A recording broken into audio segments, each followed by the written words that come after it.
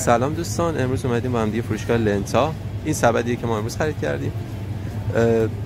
مواد داخلش رو بهتون میگم، یک خلاصه‌ای و میریم حساب میکنیم ببینیم که چقدر شده این جمع خرید ما توی روسیه.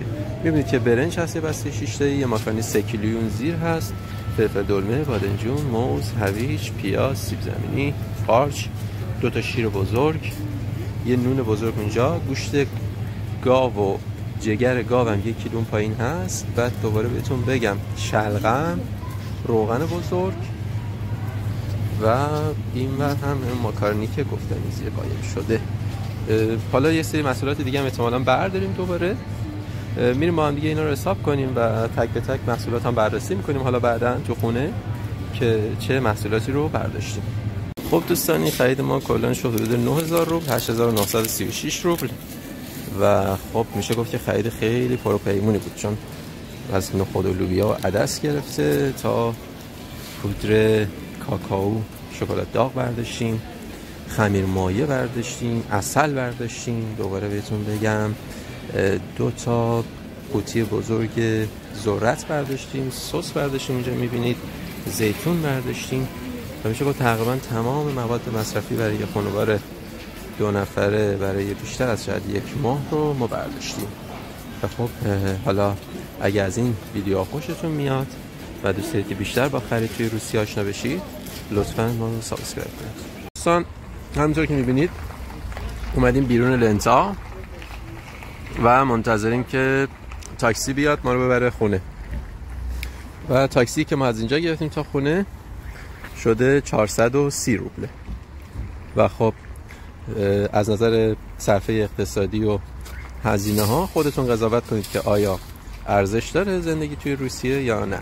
خب قسمت قبلی دیدیم که خرید ما شد حدود 9000 روبل. حالا یه بررسی جزئی تر روی خریدمون میخوایم داشته باشیم و تک به تک یک مقایسه ای رو انجام بدیم.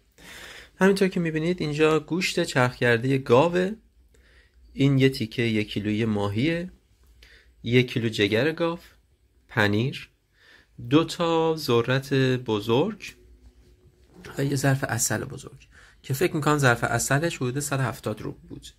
یه دونه شکلات نوتلا بزرگ 370 روبل حدودا، یه دونه ماست که خیلی خوشمزه است و 64 روبل، چوبشور، نون، رب و اینجا میبینیم این فلفل دلمه زرد و چغندر، گوجه، پلاستیک زباله، رب، آلبالو، نوشابه، روغن، 2 تا شیر اون پشت میبینید که واقعا میشه گفت که بهترین و خوشمزه ترین شیر روسی است که من هرچی شیر امتحان کردم در نهایت رسیدم به این 2 تا شیر. و این ور هم میبینید که کشمش هست، عدس، لپه، 2 مدل لوبیا، رشته آش یا سوپ، ماکارونی، مایه ظرفشویی، شامپوی سر کلیر، اینم برای بعد از دوش گرفتن کرمش، یه دونه شکلات داغ اون زیر و 1 دونه شیشه بزرگ خیارشور اینجا. سس گوجه فرنگی، سسای گوجه فرنگی خیلی خوشمزه است اینجا، به خصوص فروشگاه لنتا که خرید کنید. برنج 6 کیلویی که هر بسته‌اش 1 کیلویی حدودا، میشه گفت تقریبا 900 گرمه و 6 تا بسته است که ما یه بسته 6 تاییشو برداشتیم. اینا هم طعم خیلی خوبی داره. من واقعا با توجه به این قیمتی که داره مقایسه وقتی با برنج‌های ایران انجام میدم میبینم که طعمش حداقل 10-12 لول بالاتر از برنج ایرانه. و این هم ماکارونی 3 کیلویی فرمی. و خب خیلی ها داخل این کادر جا نشدن، این هم که یه دونه شامپو بدن بزرگه.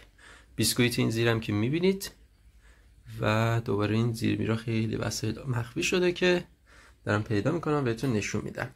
اینجا روی صندلی میبینید که پیاز، هویج گرفتیم برای آب هویج، یه بسته سیب 6 تایی فکر میکنم سبز، اینجا هم بادمجون میبینید، لیمو گرفتیم، آب لیمو تو روسیه پیدا نکردم هنوز، بس همین لیمو استفاده میکنیم.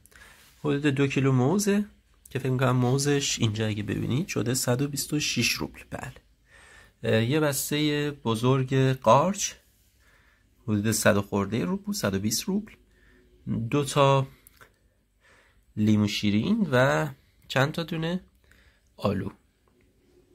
خب امیدوارم که این ویدیو براتون مفید بوده باشه و ما رو لطفاً حمایت کنید، سابسکرایب کنید. ما خیلی نیاز داریم به حمایت های شما تا اینکه بتونیم ویدیوهایی با کیفیت تر و ویدیوهایی مفیدتر براتون داخل کانالمون آپلود کنیم.